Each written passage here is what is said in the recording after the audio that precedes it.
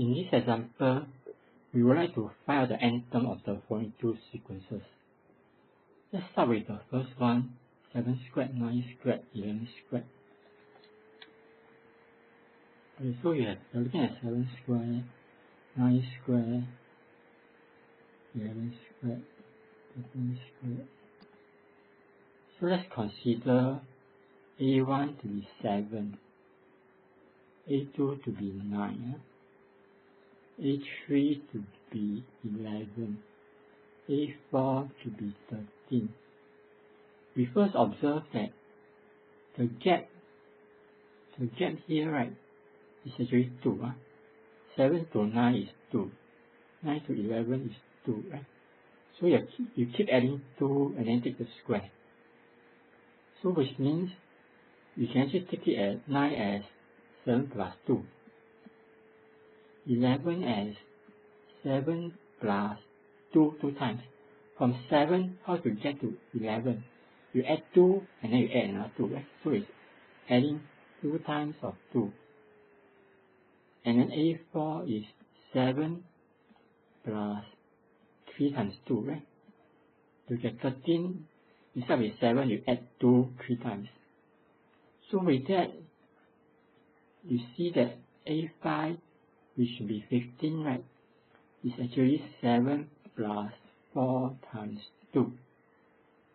So from here we see that if you continue this way, AN should be 7 plus n minus 1 times 2. Because when it's 5, you write 4 times 2. When it's 4, you use 3 times 2. And then you can expand this out and simplify. So it's 7 plus 2n minus 2, right? So it gives you a 2n plus 5.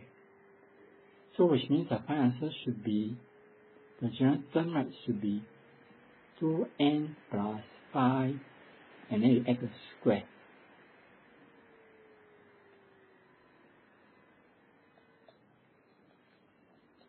Let's go to the second example. The second example, part 2, we are looking at 13, 17, 21, 25. Okay, so A1 is 13, A2 is 17, A3 is 21, A4 is 25. So you see actually here the gap is 4. From 13 to 17, you add 4. Then from 17 to 21, you add another 4. So you keep adding 4, right? So you keep adding 4. So 17 you can take it as is 13 plus 4. And 21 is 13 plus 2 times of 4. 25 is 13 plus 3 times of 4. So with that we see that when it's 4 is 3 times of 4. When it's 3 is 2 times of 4, right? So with that, AN should be 13 then plus n minus 1 times of 4, right? So it's 13 plus 4n minus 4. So it's actually 4n plus 9. Let me show you a different approach for the same question, part 2. We're looking at 7. So we're looking at 13.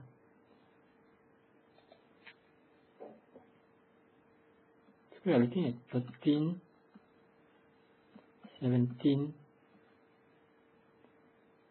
21, 25, right? So we observe that the gap is 4.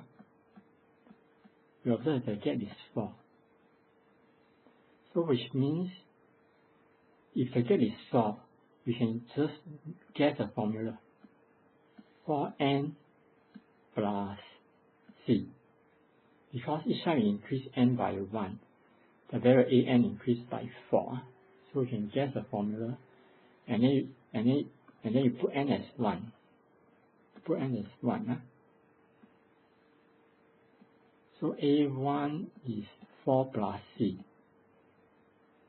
Then a1 is 13. In our example here, a1 is 13. a1 is this number 13. So it means 13 is 4 plus c. So c is 9. So with that you get an is 4n plus 9. So you get the same answer. You can use any terms to check your answer. So now you can try to put n as 2 to confirm your answer. You put n as 2, right? Then the formula you have found tells you a2 is 4 bracket 2 plus 9, which is 17. So your formula is confirmed correct.